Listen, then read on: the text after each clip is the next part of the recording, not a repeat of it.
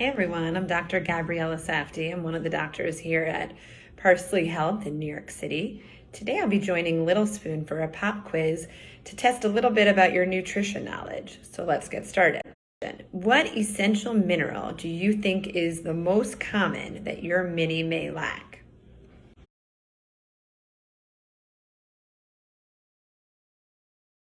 If you answered with iron, you'd be right. In fact, up to a quarter of preschool children, meaning 25%, have iron deficiency anemia. And, that's pretty crazy. That's a very, very large number of children. The good news is there are so many different measures that we can take to prevent iron deficiency.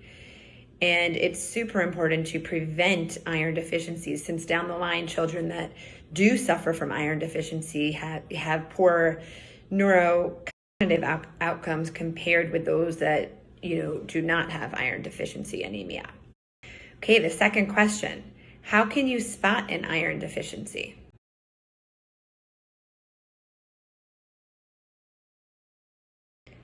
If you guessed all of the above, you're right. Since iron deficiency is actually one of the most common nutritional deficiencies kids face, the AAP, or American Academy of Pediatrics, recommends that all infants should be tested for iron deficiency at 9 to 12 months of age, at some point within that window. The interesting thing is a dietary history is actually the most important screening test than checking hemoglobin in the blood. There are a number of dietary risk factors, including insufficient intake of iron-rich foods, drinking too much cow's milk. So those are the types of things that should be assessed for at all well visits, ranging from 4 months till 3 years of age. There are certain children that are more at risk for iron deficiency, and that includes prematurity, infants with low birth weight. So those are things that you need to keep in mind. The most common presentation of iron deficiency anemia is actually an asymptomatic child. So you often don't know based on symptoms that you are seeing, which is why it's so important to check numbers in the blood.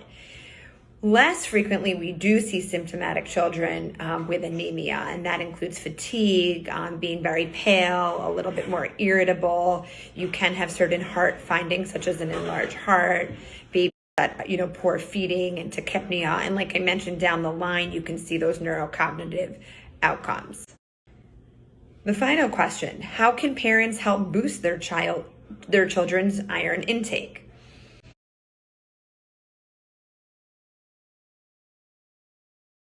If you guessed high quality supplements and iron-rich foods, you're right on the money. So iron supplementation is recommended for all breastfed infants, meaning formula is a little bit of a different story. And we start supplementation with iron as early as 4 months of age for term infants, and actually premature babies start much earlier, at around 2 weeks of age. So if a baby does in fact need iron, we recommend using a specific type of iron called ferrous sulfate. You dose it based on weight at 3 milligrams per kilogram. And iron in general is best given on an empty stomach. It's better absorbed, so we give it a little bit before food. If you do decide to give it with food, it's best to give it with acidic fruits. That helps in terms of increasing the absorption of iron. Dairy, on the other hand, so dairy products, yogurt, milk, beans, lentils, and other legumes, spinach and other greens. So there really are a lot of foods out there that we can give to our children to prevent the development of iron deficiency anemia. Now, like I mentioned, citrus fruits, vitamin C in general, so that includes the citrusy fruits as well as strawberries, tomatoes, the dark leafy green vegetables. Those actually enhance iron absorption.